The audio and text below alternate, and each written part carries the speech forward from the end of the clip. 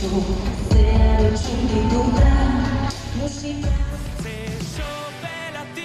infernura, zungo dira gure izenak, hemeretziko udara hartan bezala.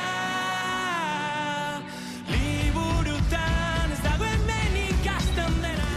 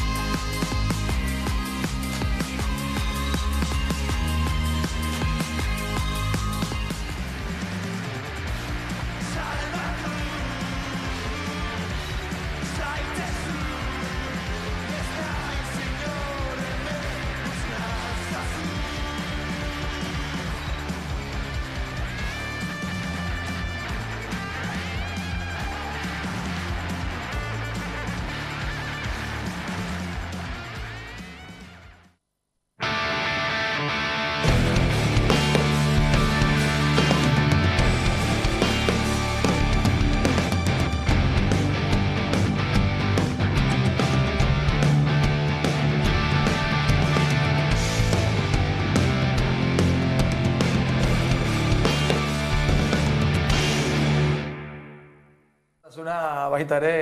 Eskertzen da. Eskertzea, ez? Zintzotasuna balioan. Gainera, zintzotasuna esan genezake krisian dagoela. Geroz eta jende gutxiago da. Horrela da, eske ez dutxutela ikusi zuen programak urteak izango direz, baina eske oso telebista gutxi kontsumitzen dut.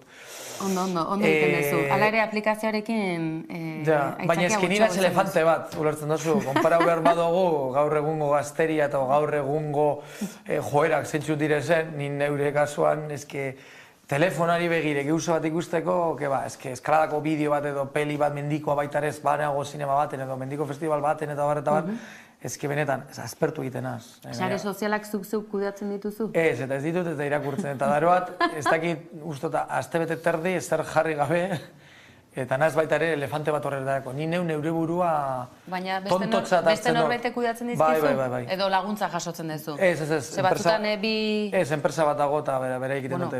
Profesionalak ere? Bai, profesionalak eramaten dute. Baina bai hori, beti hor, venga, Alex, jarri zezer, venga, inberdozu bideo bat, baina ez dakit, nik ere, zu bezalazekin, 40 urterekin, ezke bideo bat asko egiten ditut, bideoak zoriontzeko, ez dakit ze ekitaldi honentzako, edo emoteko baita ere, ez dakit, egunero bi hiru bideo grabatu behar dodaz, baina ni neu, sare sozialetarako eta bideok eta egitea eta kosta egiten naz, edo kosta egiten jata pilo bat, edo saltzen gauzak eta bar, uste bestera batera izan bako zala.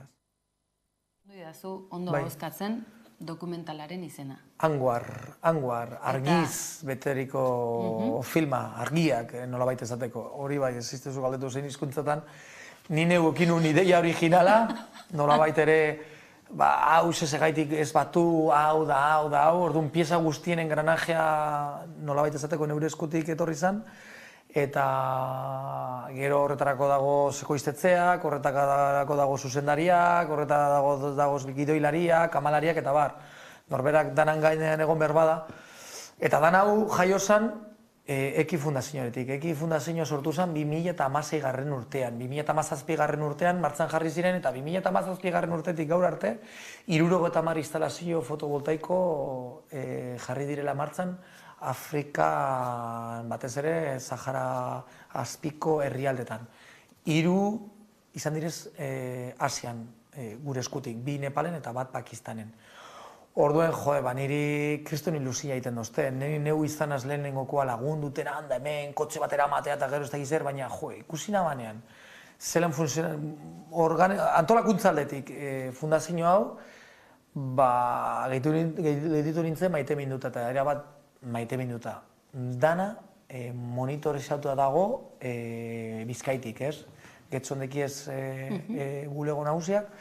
Eta zuzuaz, eta venga, Angel, antze, ni beti pasatzen azena, erakutsi ez zelan dago zen instalazioak eta dekozu, egunerotuta, segundoro, zelan dago zen bateriak, zelan dagoen konsuma, zelan dagoen, dana, informazio guztia, ez instalazio hori txiki gelitu bazan. Eta instalazioiek zertarako?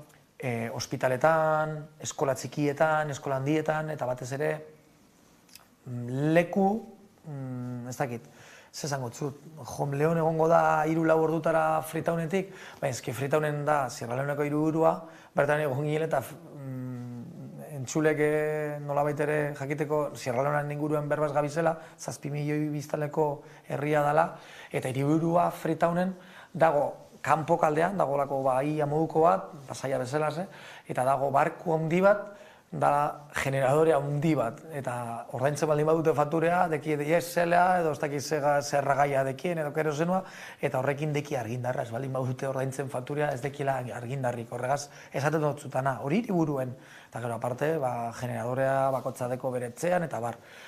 Home Leon bezalazeko errizka horren, egitura horrekin, zer egin zan, lantalde bat Inglaterratik bereziki, lan egiten dela bertan, orduan ez dakit nik zelan ezagutu ziren ekikoekaz, eta montau zen instalazio fotovoltaikoa bat nahiko handia, 200 paneletakoa, 200 panel 2 bider bat metrotakoak, orduan horrek energia desantea moten duna, eta horrekin deki etorkizun bat, ez? Esan behar da, 9-13 urte bitarteko umeak Sierra Leonan, Uneko 30 kalean bukatzen dula, ez? Beraien gurasoak abandona egiten zaituzte, pentsau 9 urteko mutiko eskor bat edo neskatza bat zarela eta abandona egiten dutzuela. Eta abandonatzen dutzue, ezin dutzuelako mantendu, ez? Eta derrepente egun batetik bestera kalean aurkitzen zara, eta logikoena pausuak izaten direz, Freetownen bukatzea. Freetownen bukatuten duzu, eta Freetownen zauzenean poliziak ikusten bazaitu, lehenengoz, bigarrenez, hirugarrenez, bukatzen duzu espetzean. Ezke, neu empatia berba, empatia hitza, berbea, pelikula honetan hangoa pelikulan asko dago, orduen. Frequency deritxon lege horrek,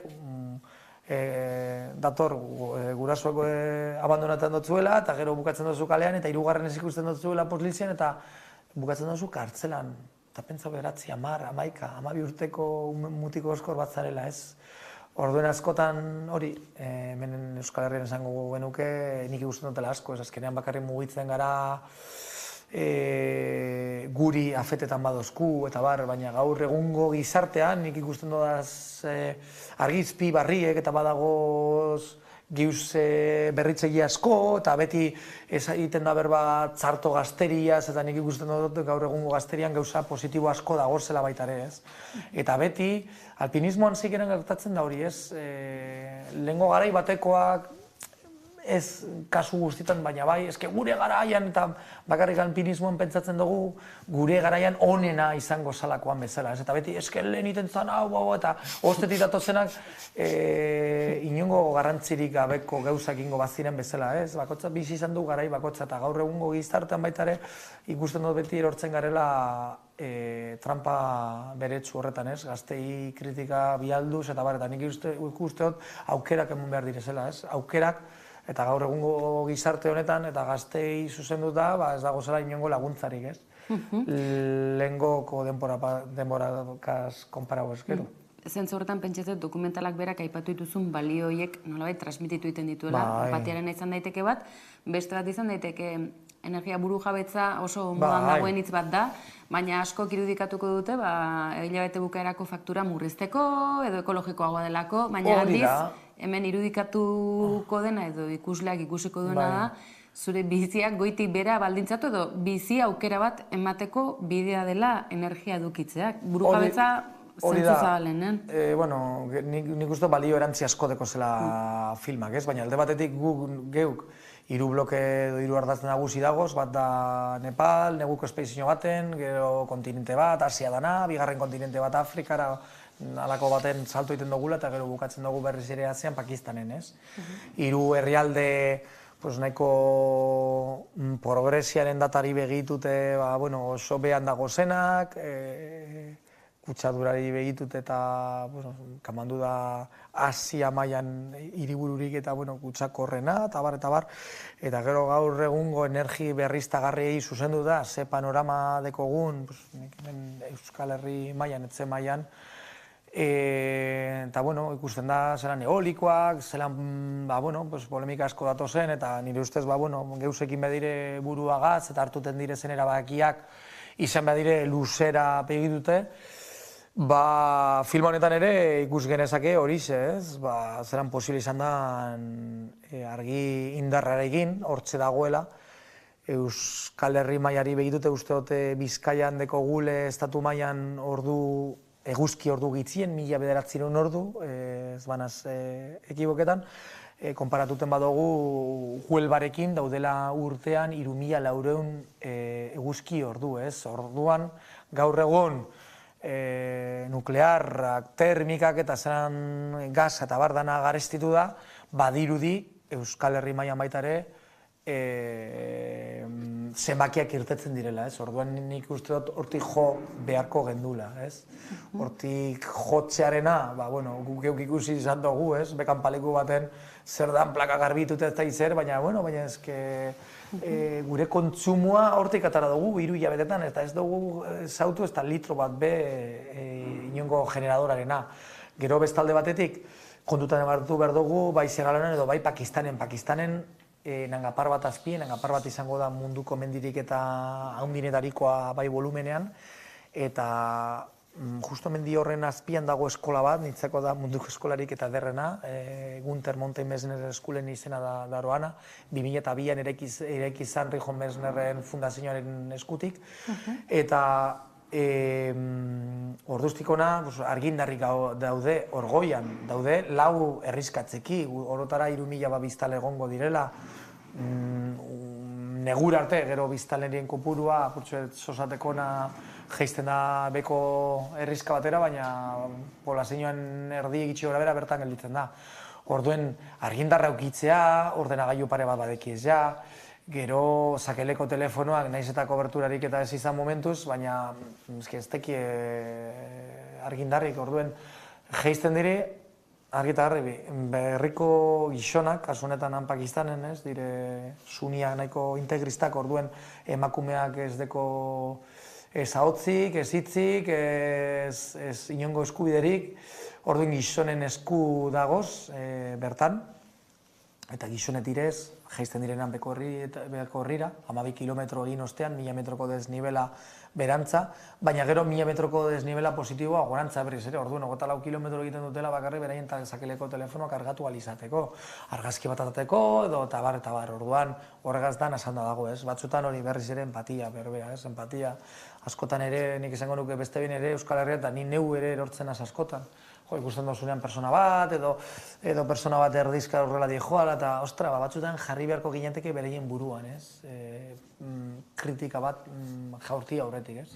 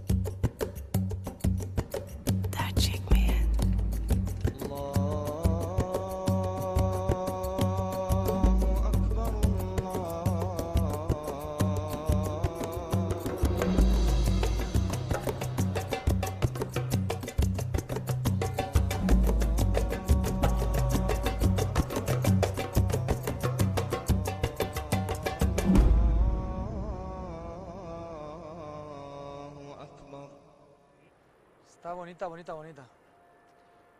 Bueno, oye, maravilloso. Muy bravo, estoy conmocionado, mis hombros están ahí.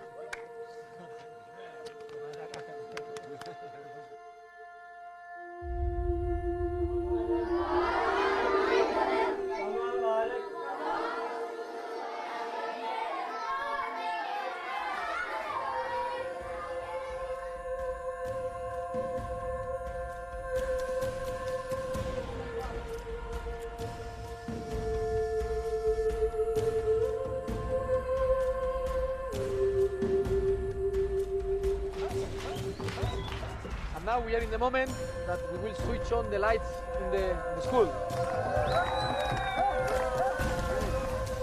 One, two, and three.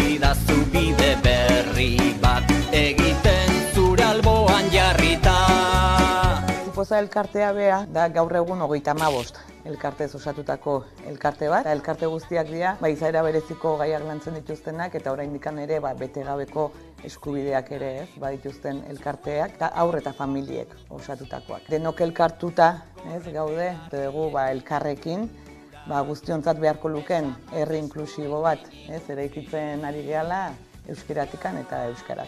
Hori da Bizipoza elkartea bera. Juneren egoak 2013 urtean sortu egin zen, gure inguruko lagun, familia laguna dana, alaba hil zitzaielako minbizia askota. Orduan, bere familiak zer egin zuen, elkarte bat sortu.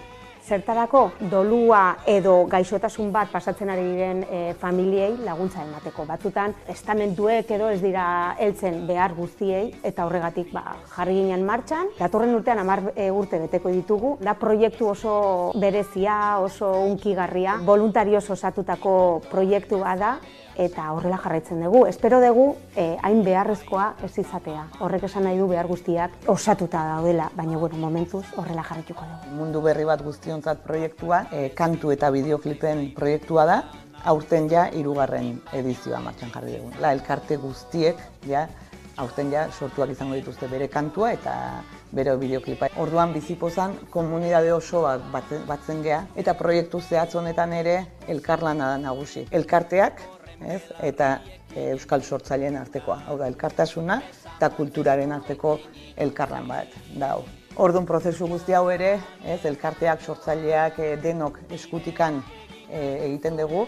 Eta, zehazki Juneren egoaken kasuan, erabakitzen dugu batea, eta gero, nola ez, letragileak kasu honetan Miren Artetxe da, letra sortzeko elkartearekin da, harreman zuzena izan behar duna. Orduan bide horretan, letragileak ere elkartearekin harreman du, hortikan sortu, ezkenean elkarrekin egitea aldea. Beti Bizipozaz fidatzen gara. Guretzako da lujo bat egotea Bizipoza. Guk nahi genuen parte hartu proiektu eder eta erraldoi honetan. Orduan, naturaltasunarekin egiten degula lan, guk beti esaten dugu, egal egiten dugu, laguntzen dugu bakoitzean. Juneren magia jarraitzen dula gurekin eta simbolismo horrek oso ondo isladatzen duen guretzako zer dan Juneren egoak elkartea ere. Orduan, egan hitza, gurekin dago.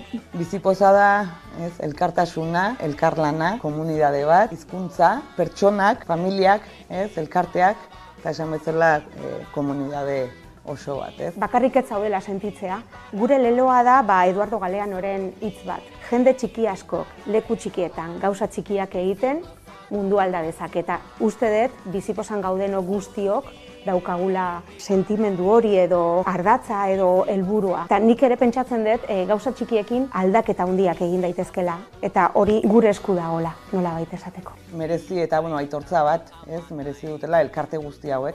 Gehien bat elkarte guzti hauek egunero egiten duten lanagatikan eta gizarte honetan hori aportatzen dituzten baloreengatik egiten duten lan horregatik. Eta esan bezala eskubideen aldeko lan honetan komunitate oso bat. Zer ematen digu guri poza familia baten aurpegia ikustea eta eske barrutikan sortzen zaiz. Unkigarria da batzutan zenolako erantzuna jasotzen dugun familiengatik. Guk beti pentsatzen dugun, ematen dugula gure denbora, gure energia, baino egia da, ematen dugun baino gehiago jasotzen dugula. Eta horrek baietz ematen digula poza, horrek baietz ematen digula energia jarraitzeko. Ez dakit, eske hau ezin da esplikatu hitzekin.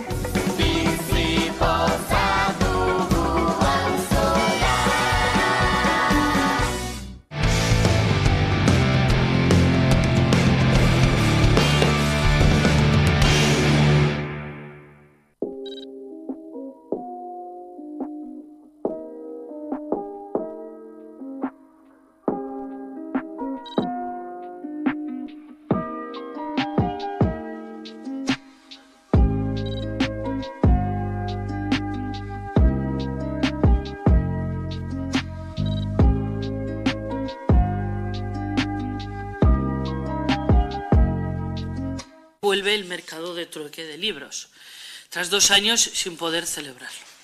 Con motivo de la conmemoración del Día de las Bibliotecas, Entre los días 22 y 23 de octubre, el Iradier Arena se llenará de libros y literatura. Puede ser una buena forma de refrescar y actualizar la biblioteca, también de hacer una actividad en familia o con amigos este fin de semana.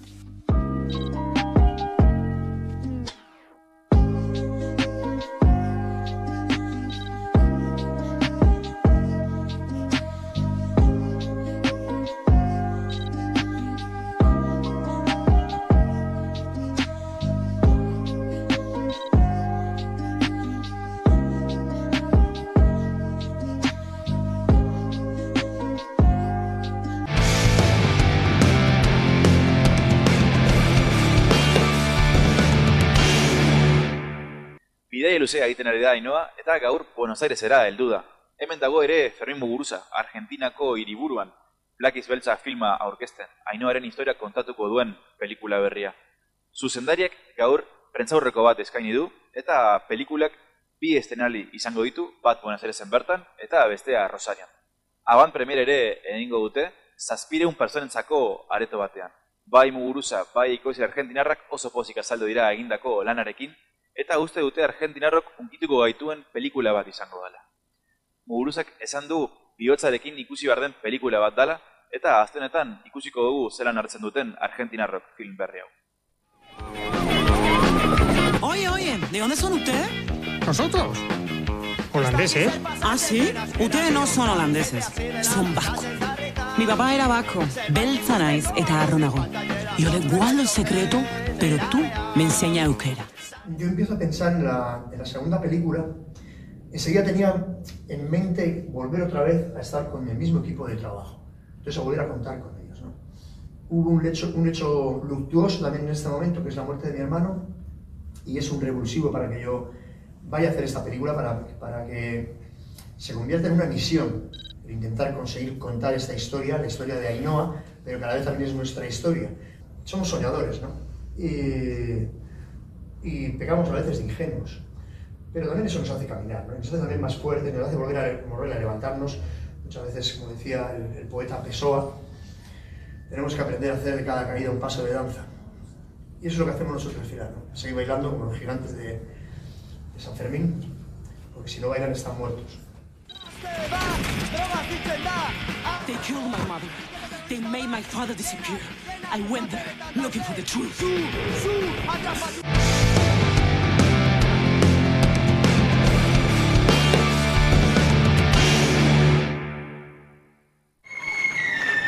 Mendela urten igaro da Hondarribiko Jaizkibel konpainia alarde parekide aldarrikatzen hasi zela. 25 urte hauetan 100 lagun batu dira konpainia parekidera eta urteurrena ospatu asmoz loratzen jaialdia antolatu dute, urriaren 22an egingo dena.